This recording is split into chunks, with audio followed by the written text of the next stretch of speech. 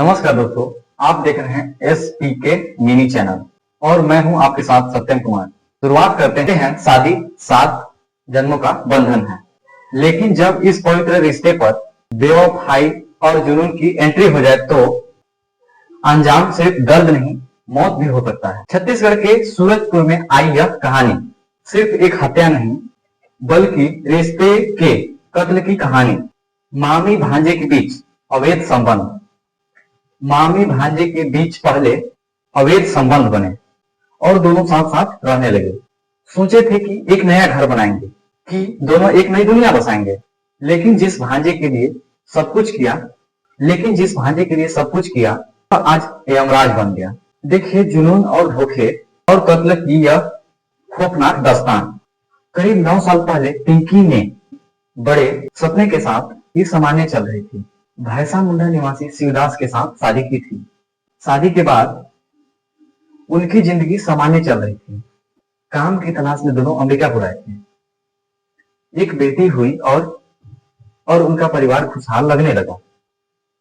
लेकिन इसी बीच इस कहानी में एंट्री होती है ऐसे किरदार की जिसने रिश्तों की हर हद पार। दिनांक 30 तारीख को 30 जनवरी को सूचना मिली कि मोरभंज डैम के पास जंगल में एक युवती की लाश मिली है।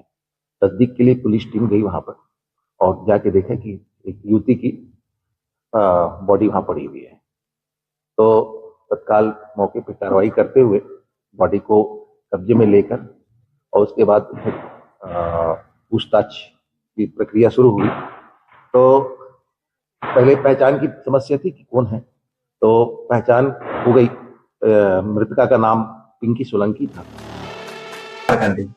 शिवदास का सागा भांजा हेमंत काम के तलाश में मामा के घर आया। हेमंत और धीरे धीरे अपनी मामी पिंकी के करीब आने लगा।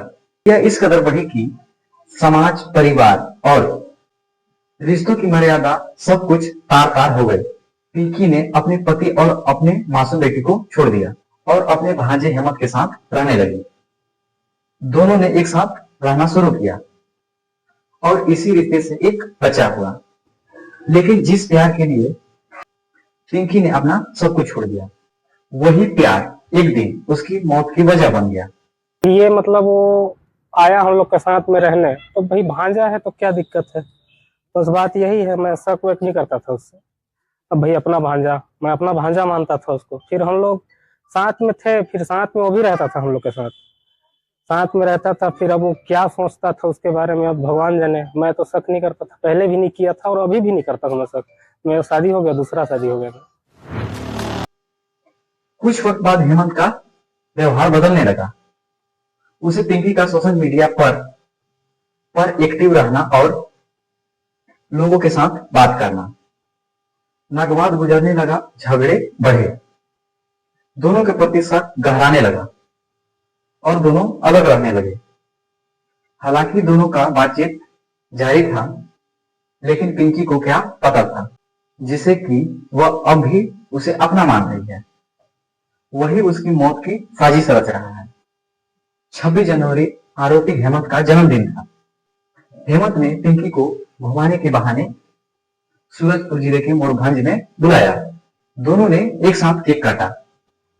शराब पीकर हेमंत ने खुशियों का नाटक किया, लेकिन यह खुशियां नकली थी, क्योंकि हेमंत के दिमाग में कत्ल का पूरा प्लान तैयार था।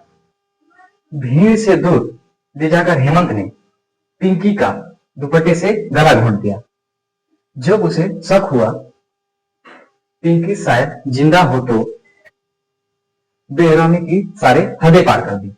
बेरहमी की सारी हदें पार करते हुए उसे चाकू से उसका गला रेत दिया। जब लाश मिलने के बाद जयनगर पुलिस की हिरासत में आई, तकनीकी साक्ष्य और पूछताछ के आधार पर आरोपी हेमंत को गिरफ्तार कर लिया गया। पुलिस ने आरोपी को सलाखों के पीछे भेज दिया, लेकिन इस घटना ने एक पूरे परिवार को हमेशा के लिए तोड़ दिया। ये कहानी सिर्फ एक महिला की हत्या नहीं, रिश्तों के टूटने, भरोसे के कत्ल, जुनूनी प्यार की सजा की कहानी है। एक बार फिर साबित हुआ कि जब प्यार सनक बन जाए तो जिंदगी नहीं मौत दे देता है।